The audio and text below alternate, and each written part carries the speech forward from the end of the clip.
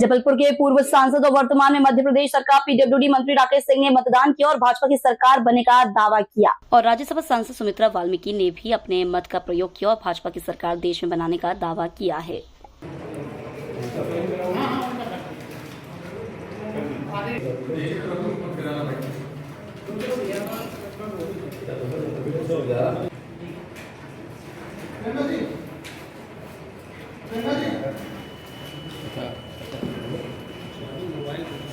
इधर आया और इस तरफ आ जाएगा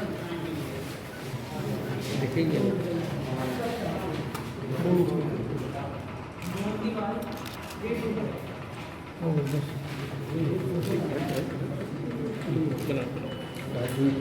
ठीक है सर भैया बाहर बना ले, बाहर बना लेने आए हैं।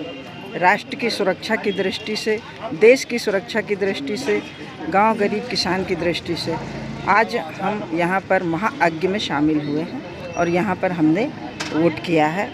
लोकतंत्र की बड़ी शुद्ध परंपरा है ये, जिसमें बाबा साहब अम्बेडकर के विचारों को सार्थक करते हुए मतदान कर कर अपना नेता चुनते हैं। आज हमने जो मतदान किया है, इससे हम राष्ट्र के आगे के परम वैभव के लिए गौरवान्वित हैं कि हमारा वोट राष्ट्र के काम आएगा।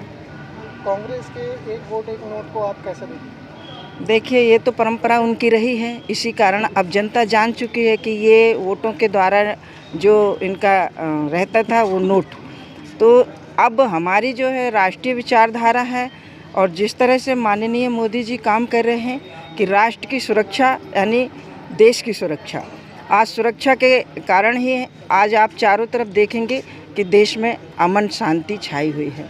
नहीं तो पहले आए दिन वोटों पर भी दंगे फसाद होते थे, बूथ पे ही कैप्चरिंग होते थे, बूथ लूट लिए जाते थे, बूथों पर इतनी मतलब आक्रांताओं की हॉबी होते थे कि वो वोटों को डलने ही नहीं देते थे और पेटियों के माध्यम से सील लगाकर पेटियों में डाल देते थे। अब वो चीज़ें ख़त्म हो गई हैं, पारदर्शिता हो गई है और जिस तरह से हमारी ईवीएम मशीन एकदम पारदर्शिता में कि बटन दबाओ और आपको पता चल जाएगा कि आपने किस पर बटन दबाया है, वो चिट आपकी स्लिप बनकर सामने कांच में दिखाई देने लगती है। पहले ऐसा नहीं था। इस अराजकता को भारतीय जनता पार्टी ने दूर किया है। हमारा वोट राष्ट्र के लिए समर्पित है। कमलनाथ जी कह रहे हैं कि जनता इस बार 6 सीटों पर बदलाव देगी। देखिए, अब उनकी उम्र के हिसाब से बुद्धि भी भ्रष्ट हो गई है, क्योंकि अब वो उम्र के हिसाब से उन्हें घर बैठना चाहिए और तीर्थ करने चाहिए। अभी उन्होंने हनुमान यज्ञ किया था और उन्होंने अभी भागवत, अब उनको इस तरफ ध्यान देना चाहिए। नए पीढ़ी के हाथों में राष्ट्र को सौंपना चाहिए और भ्रष्टाचारी का जिस तरह से और आतंकी का जिस तरह से वातावरण था वो अब दूर हो चुका है। इसलिए अब वो अपने अपने अलग तरीके के बयान देते हैं। उस बयान से जनता को कोई फ़र्क नहीं पड़ने वाला। इस बार हम छिंदवाड़ा भी जीत रहे हैं। राहुल गांधी जी कह रहे थे पहले तो 180 का लग रहा था टारगेट, लेकिन अब 150 का लग रहा है।